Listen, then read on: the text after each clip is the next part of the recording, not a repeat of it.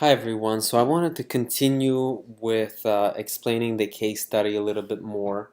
And first of all, I wanted to give you guys a little bit more information about the business. And granted, keep in mind that what we're trying to do is learn about the financing of a business, how to model a cash flow, how to value a cash flow. And this is just a more exciting example that I wanted to give you. This could easily be something from a textbook where we just take a series of hypothetical numbers and go through it, but I wanted to make it exciting and interesting. So this is a brief of what is this business all about, what are they trying to do, and it gives you guys, please go through this. It's kind of goes through the detail of what the experiments are, of what kind of hardware is being used, what kind of attraction this is, and all the different kind of activities that are being held in the situation. So I'll go through this again in the classroom, but just please read through so you're a little bit more familiar as you're trying to do,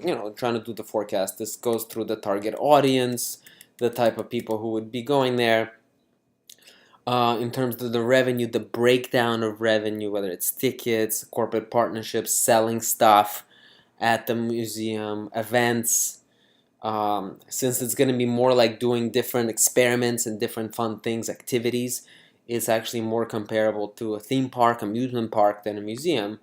And this is kind of what the market is for this.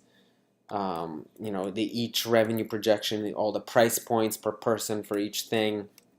So you guys can go through the background of the founders and all the partners that are doing this. So this is something that we'll go over again a little bit more, but just to go through the numbers, more of it is just like, hey, we want to understand how do you value a business, and that this template that I'm giving you guys actually can be used to value any business, and that's what I want to also bring forward. Is this is a template, and the idea is you can translate it, which I'm working with some students in office hours already. If you're welcome to stop by and do this, of actually applying this to any business, and then we'll work with that probably in the second half of the course of just using this for another business.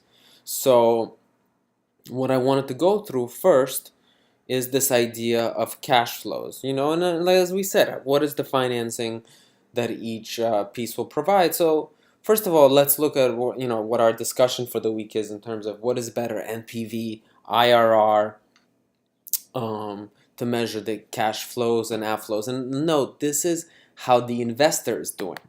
So I'm running an IRR formula on the cash flows and the investor. And here, for example, say the investor puts in $48 million as a loan. It's an 8% interest a year, and they're giving us 8%. And then they repay the loan on the last payment. And then you see here that the IRR is 8%. And that's what I wanted you to get comfortable with. You can play around with these numbers just so you're comfortable computing the IRR. The government loan, I just put in 20 million and foundation here, and then it's a 2% IRR. And with equity, we can see this could actually be very interesting. And I'll go through that as well on how do you compute the IRR for the equity, But this is something that I want you to kind of consider as you're looking at what is a measure of looking at a cash flow and see if it's a good investment. These are the measures that are an example, that we're just using an example here.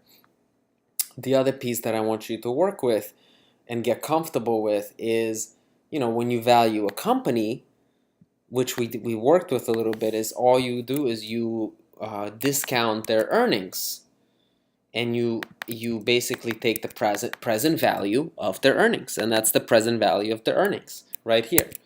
And then what is the continuing value?